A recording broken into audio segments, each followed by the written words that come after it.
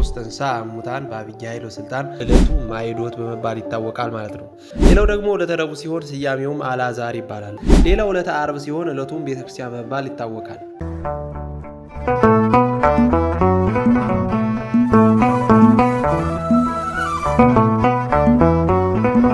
በስመ አብ ወወልድ ወመንፈስ ቅዱስ አሐዱ አምላክ አሜን። ክርስቶስ ተንሥአ እሙታን በዐቢይ ኃይል ወሥልጣን አሰሮ ለሰይጣን አግዓዞ ለአዳም ሰላም እምይእዜሰ ኮነ ፍስሐ ወሰላም። ኦርቶዶክሳውያን እንደምንሰነበታችሁ፣ እንኳን ለብርሃነ ትንሣኤው በሰላም አደረሳችሁ።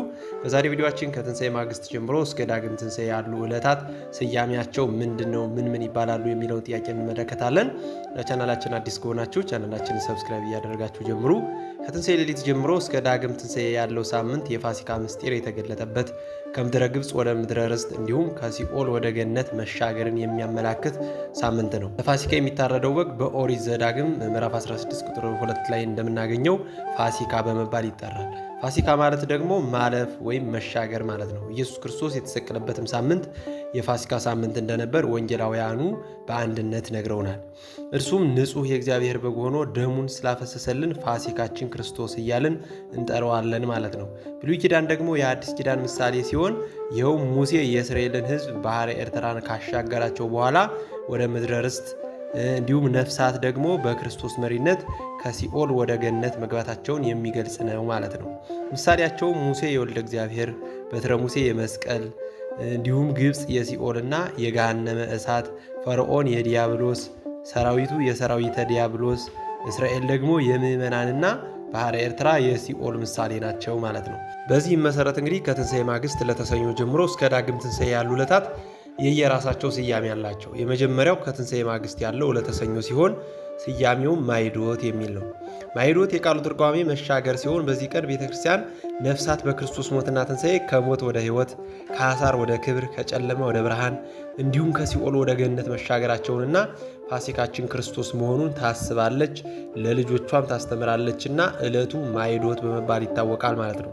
ሁለተኛው ዕለት ማክሰኞ ሲሆን ስያሜውም ቶማስ የሚል ነው። በዮሐንስ ወንጌል ምዕራፍ 20 ቁጥር 27 ላይ ጀምሮ እንደምናገኘው ቅዱስ ቶማስ በጦር የተወጋ ጎኑን በቀኖት የተቸነከረው እጁንና እግሩን ካላየሁት አላምንም በማለቱ ክርስቶስም ጣትህን ወደዚህ አምጣና እጆችን እይ፣ እጅህንም አምጣና ወደ ጎኔ አግባ፣ እመን እንጂ ተጠራጣሪ አትሁን ብሎታል። ቶማስም ጌታዬ አምላኬ ብሎ በመለሰ ጊዜ ጌታችን ኢየሱስም ስላየኸኝ አመንህን? ሳያዩ የሚያምኑ ብፁዓን ናቸው አለው። ቶማስ የጌታን ፍቅር ተገንዝቦ ትንሣኤውን ስላመነ ቅድስት ቤተክርስቲያንም ዕለቱን ዕለተ ማክሰኞ ከትንሣኤ በኋላ ያለችዋን ዕለተ ማክሰኞ ቶማስ ብላ ትሰይማለች ማለት ነው። ሌላው ደግሞ ዕለተ ረቡዕ ሲሆን ስያሜውም አልዓዛር ይባላል። አልዓዛር ክርስቶስ ያስነሳው የማርያምና የማርታ ወንድም ነው። የስሙም ትርጓሜ እግዚአብሔር ረድቷል ማለት ነው። አልዓዛር ሲሞት እህቶቹ ክርስቶስ እንዲመጣ መልእክት ልከውበት የነበረ ቢሆንም ክርስቶስ ግን በአራተኛው ቀን መጥቶ ከሞት አስነስቶታል። ፋሲካውንም በወዳጁ በአልዓዛር ቤት ያከብር ዘንድ ከደቀ መዛሙርቱ ጴጥሮስንና ዮሐንስን አስቀድሞ ልኮ በአልዓዛር ቤት ሆኖ የአዲስ ኪዳንን ሥርዓት ምስጢረ ቁርባንን ሰርቶ ለደቀ መዛሙርቱ አሳያቸው። አልዓዛር ከተነሳ በኋላ በሐዋርያት ኤጲስቆጶስነትን ተሹሞ 40 ዓመት አገልግሎ ግንቦት 27 ቀን እንዳረፈ የግንቦት ወር ስንክሳርን ስንመለከት እናገኘዋለን። ቅድስት ቤተክርስቲያንም ከትንሣኤ በኋላ ያለችውን ረቡዕን አልዓዛር ብላ ሰይማ ስሙን ታስታውሳለች ማለት ነው። አራተኛው ዕለት ዕለተ ሐሙስ ሲሆን ብዙዎቻችን እንደምናውቀው ይህም ስያሜው አዳም በመባል ይታወቃል። አዳም የመጀመሪያ ሰውና የሰው ሁሉ አባት በስድስተኛውም ቀን የተፈጠረ የሰው ሁሉ ምንጭ ስለሆነ የሰው ዘር ሁሉ ከእርሱ ተገኝቷል። በዚህ ዕለት ለአዳም የተሰጠው የተስፋ ቃል ስለተፈጸመ አዳም ከነ ልጆቹ በክርስቶስ ሞትና ትንሣኤ ነፃ ስለመውጣቱ ይታሰብበታል ማለት ነው። ክርስቶስ በተነሳበት በአምስተኛው ቀን ያለው ሐሙስ አዳም በመባል ይታወቃል። ጌታችን አዳምን ከ5 ቀን ተኩል በኋላ ከልጅ ልጅ ተወልጄ አድንሃለሁ ብሎ ቃል ገብቶ እንደነበር በቀሌምንጦስ ተጽፎ እናገኘዋለን። ይህንንም መሰረት አድርጋ ኦርቶዶክሳዊት ቅድስት ቤተክርስቲያናችን ዕለቱን አዳም ብላ ሰይመዋለች ማለት ነው። ሌላው ዕለተ ዓርብ ሲሆን ዕለቱም ቤተክርስቲያን በመባል ይታወቃል። ዓርብ የእግዚአብሔር ቅድስት ማደሪያ በሆነችው ቤተክርስቲያን ተሰይማለች። ይህም ሁሉም ምስጢራተ ቤተክርስቲያን የተፈጸመባት ዕለት በመሆኗ ነው።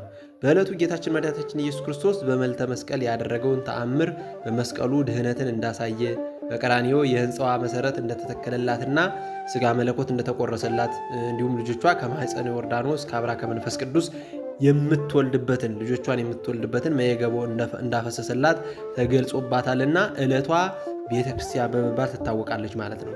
ስድስተኛዋ ዕለት ቅዳሜ ስትሆን ስያሜዋም ቅዱሳት አንስት ተብሎ ይጠራል።